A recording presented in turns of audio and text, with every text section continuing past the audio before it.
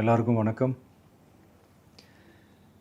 இந்திய அரசியல் சாசனம் நம்ம தமிழ்நாட்டில் இருக்கிற எல்லாருக்குமே கொடுத்துருக்கிற உரிமையில் ரொம்ப ரொம்ப முக்கியமானது ஓட்டிங் ரைட், வாக்குரிமை.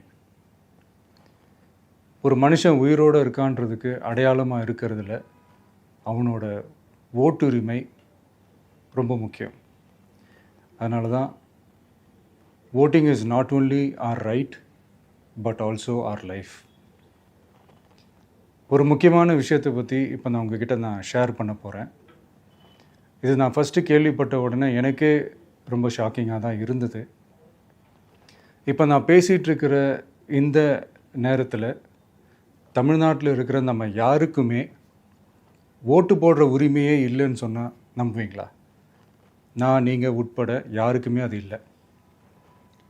நான் பயமுறுத்துறேன்னு நினைக்காதீங்க, அதுதான் நிஜமும் கூட. கொஞ்சம் ஏமாந்தால் நம்மளை மாதிரியே இன்னும் லட்சக்கணக்கான பேருக்கும் இதே நிலைமை தான். ஓட்டு போடுற அந்த உரிமையே இல்லாத மாதிரி ஒரு நிலைமை வந்தாலும் வரலாம். இதுக்கு மெயின் ரீசன் அந்த எஸ்ஐஆர், ஸ்பெஷல் இன்டென்சிவ் ரிவிஷன், சிறப்பு தீவிர திருத்தம். இப்போது இந்த எஸ்ஐஆர் நம்ம தமிழ்நாட்டில் எப்படி ஒர்க் ஆக போகுது? கடந்த ஜனவரி மாதம் எடுத்த அந்த கணக்கெடுப்பில் 6,36,00,000 வாக்காளர்கள் நம்ம தமிழ்நாட்டில் இருக்கிறாங்க. ஆனால் அவங்க யாருக்குமே இந்த ஓட்டு போடுற உரிமையே இல்லை.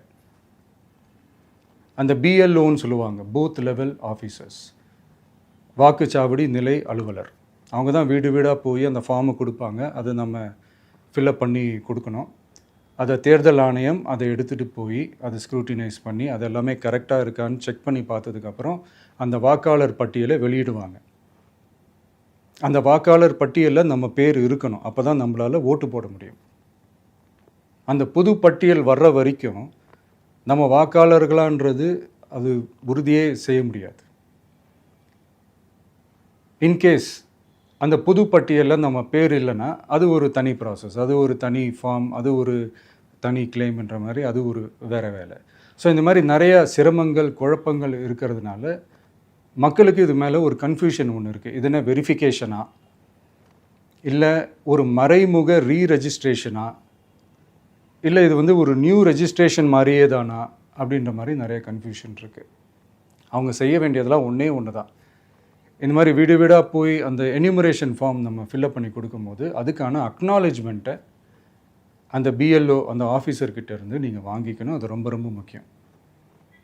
இது நான் சொல்கிறது வாக்காளர் பட்டியலில் ஆல்ரெடி உங்கள் பேர் இருக்கிறவங்களுக்கு நான் சொல்கிறேன். இப்போ புது வாக்காளர்கள், ஃபஸ்ட் டைம் ஓட்டர்ஸ், அவங்களுக்கு ஃபார்ம் 6ன்னு ஒன்று இருக்குது. அதை நீங்கள் ஃபில்அப் பண்ணி நீங்கள் உங்கள் ஏரியாவில் இருக்கிற சம்மந்தப்பட்ட அந்த உங்கள் அலுவலகத்தில் நீங்கள் டைரெக்டாகவும் சப்மிட் பண்ணலாம், இல்லை நீங்கள் ஆன்லைன்லேயும் சப்மிட் பண்ணலாம். அப்படி ஆன்லைனில் நீங்கள் சப்மிட் பண்ணிங்கன்னா அதுக்கான ஸ்க்ரீன்ஷாட்டை எடுத்து வச்சுக்கோங்க. ஃபோனில் மெசேஜ் வரும், அதை சேவ் பண்ணி வச்சுக்கோங்க. அப்ராடில் இருக்கிறவங்க கூட அந்த எஸ்ஐஆர் ஃபார்மை டவுன்லோட் பண்ணி நீங்கள் அதை ஃபில்அப் பண்ணி சப்மிட் பண்ணலாம். அதுக்கான அக்னாலேஜ்மெண்ட்டை வாங்கி வச்சுக்கோங்க. ரொம்ப முக்கியமாக உங்களோட பிஎல்ஓ அந்த ஆஃபீஸர் யாருன்னு தெரிஞ்சு வச்சுக்கோங்க. இந்த தேர்தல் ஆணையம் அந்த வெப்சைட்டில் போனீங்கன்னா அந்த பர்டிகுலர் பிஎல்ஓ ஆஃபீஸரோட ஃபோன் நம்பர் கூட நீங்கள் எடுத்து வச்சுக்கலாம். இன்கேஸ் உங்களை யாரையும் ரீச் பண்ணலை, இல்லை உங்களுக்கு அந்த ஃபார்ம் கிடைக்கல அப்படின்னா நீங்கள் அவரை காண்டாக்ட் பண்ணி அந்த ஃபார்மை வாங்கி நீங்கள் ஃபில்அப் பண்ணி நீங்கள் சப்மிட் பண்ணலாம். ரொம்ப முக்கியமாக அதுக்கான அக்னாலேஜ்மெண்ட்டை வாங்கி வச்சுக்கோங்க. இது எல்லாமே சரியாக செஞ்சாலும் இந்த எஸ்ஐஆர் மேலே சில டவுட்ஸ் இருக்குது. அது என்னென்னா, இந்த 6,36,00,000 வாக்காளர்களுக்கு ஒருத்தர் விடாமல் இந்த ஒரே மாதத்துக்குள்ளே எப்படி எல்லாருக்குமே அந்த ஃபார்ம் போய் ரீச் ஆகும்? ஒன்று. ரெண்டாவது, நீங்கள் வரும்போது வீட்டை பூட்டிட்டு வேலைக்கு போயிட்டு என்ன பண்ணுறது? இப்போ நீங்கள் வருவீங்கன்றதுக்காக வேலையெல்லாம் விட்டுட்டு வீட்டுக்குள்ளேயே உட்காந்துட்ருக்கணுமா? ஸோ இதில் மெயினாக பாதிக்கப்பட போகிறது உழைக்கிற மக்கள், ஏழைகள், வேலைக்கு போகிற பெண்கள். இவங்களுக்கு யார் கரெக்டான அந்த பதில் சொல்ல போகிறது? ஒரு நியாயமான எஸ்ஐஆர்னால் என்ன நடக்கணும்? இப்போது இறந்து போனவங்களை மார்க் பண்ணி அதுலேருந்து டிலீட் பண்ணணும். இப்போ போலி வாக்காளர்கள் இருந்தாங்கன்னா அவங்கள மார்க் பண்ணி டிலீட் பண்ணணும். இப்போ ஆல்ரெடி ஓட்டு இருக்கிறவங்களுக்கு எதுக்கு இந்த ரெஜிஸ்ட்ரேஷன் என்ற பேரில் இவ்வளவு குழப்பங்கள் அப்படின்றது தான் எங்கள் கேள்வி. இப்போ புதுசாக வர வாக்காளர்களையோ இல்லை ஓட்டு இல்லாதவங்களையோ சேர்த்தா பத்தாதா? இப்போ ரீசெண்டாக நடந்த இப்போ எலெக்ஷன் 2021, 24 எப்படி எல்லாருமே ஓட்டு போட்டோம்? அதில் ஓட்டு போட்டவங்க கூட இப்போ புதுசாக ரெஜிஸ்டர் பண்ணணும்னா அது ஏன் அந்த கன்ஃபியூஷன் அப்படின்றதான் நாங்கள் கேட்குறோம். அதனால தான் நாங்கள் எஸ்ஐஆரை எதிர்க்கிறோம். இப்போ புதுசாக சில கம்ப்ளைண்ட்ஸ்லாம் வர ஆரம்பிக்குது. அது என்னென்னா முக்கியமாக நம்மளுடைய டிவிகே தோழர்களுக்கு அந்த ஃபார்ம் கிடைக்க மாட்டேங்குது, கொடுக்க மாட்டேன்றாங்க அப்படின்ற சில கம்ப்ளைண்ட்ஸ். இது யார் பண்ணுறாங்க அப்படின்றது நான் தான் சொல்லி தெரிய வேணும்னு ஒன்றும் அவசியம் இல்லை உங்களுக்கு. இப்போ இருக்கிற ஆட்சியாளர்கள் அவங்களுக்கு கைப்பாவையாக இருக்கக்கூடிய சில பேர் வந்து இதை செய்ய ஸ்டார்ட் பண்ணியிருக்கிறாங்க. அதனால் மைடியர் வர்ச்சுவல் வாரியர்ஸ், இதை வந்து சாதாரணமாக எடுத்துக்காதீங்க. இது எல்லாருக்குமே அந்த ஃபார்ம் போய் ரீச் ஆகணும். இதில் ரொம்ப உறுதியாக இருங்க. அதையும் மீறி உங்களுக்கு அந்த ஃபார்ம் கிடைக்கலன்னா இருக்கவே இருக்கும் ஆன்லைன். தேர்தல் ஆணையம் அந்த வெப்சைட்டில் போய் அந்த ஃபார்மை டவுன்லோட் பண்ணி நீங்கள் ஃபில்அப் பண்ணி சப்மிட் பண்ணலாம். உங்கள் வீட்டில் இருக்கிறவங்களுக்கு நீங்கள் செஞ்சு கொடுங்க, பக்கத்து வீட்டில் இருக்கிறவங்களுக்கு செஞ்சு கொடுங்க, தெரிஞ்சவங்களுக்கு, தெரியாதவங்களுக்கு, பழகினவங்களுக்கு, பழகாதவங்களுக்கு எல்லாருக்குமே நீங்கள் தயவு செஞ்சு கொடுங்க. அண்ட் ரொம்ப முக்கியமாக நம்ம ஜென்சி கிட்ஸ், நம்ம ஃபஸ்ட் டைம் ஓட்டர்ஸ், நம்ம புது வாக்காளர்கள், நம்ம நண்பா நண்பிகள், அவங்க ரொம்ப கேர்ஃபுல்லாக இருக்கணும். நான் ஆல்ரெடி சொன்ன மாதிரி உங்களுக்கான ஃபார்ம், அந்த ஃபார்ம் நம்பர் 6, அதை கரெக்டான டீட்டெயில்ஸோட கரெக்டான உங்கள் டாக்குமெண்ட்ஸை வச்சு அதை சப்மிட் பண்ணுங்கள்.